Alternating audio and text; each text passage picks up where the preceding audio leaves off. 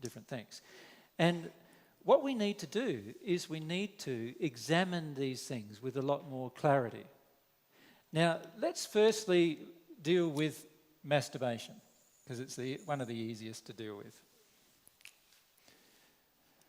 There's a lot of sexual to-do about masturbation, a lot of jokes about it and so forth, isn't there? You know, if a person's caught masturbating, they're usually made to feel quite terrible about themselves and so forth.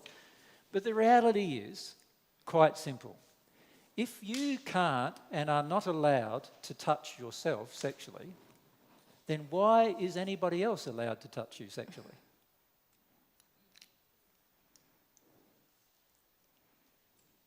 So to me, the whole reason why masturbation is treated as a taboo is because there is a general shame that people have about touching themselves sexually and getting pleasure from their own touch, right?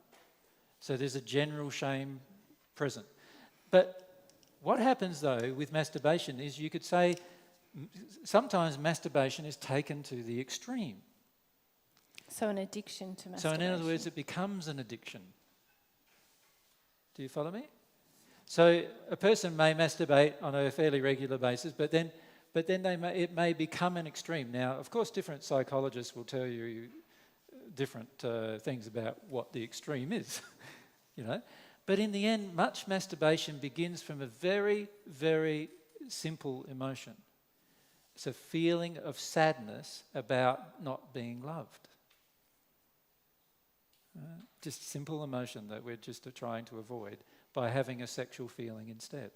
And in fact, the interesting things about most of the things that we've written here, not all of them, but most of them, is they all come from some kind of emotional hurt or injury as to why we have that particular desire.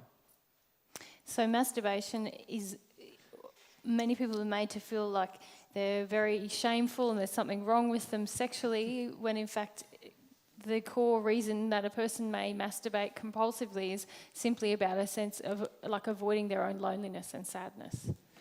Now the same thing applies to pornography. A lot of times pornography is actually about a person's sadness. This is why more men are involved in pornography than women generally. It's because more men carry a lot of sexual sadness than women do. Because men want to have sex more generally because they have less blockages to sex because of the multi-generational reasons. Multi-generational reasons of a blockage to sex, remember we talked about earlier with women, were things like how they've been abused, how they've been harmed, how sex has been used as a tool to hurt them, violence towards them as a gender and so forth, which causes blockages to sex. And then a lot of men feel the sadness that their partner or women around them are blocked to sex. And because of this sadness, they then look for a means to look at women who are not blocked to sex, right?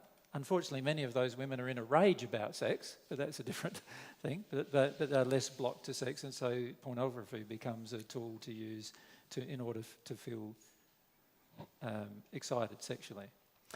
Let's look at oral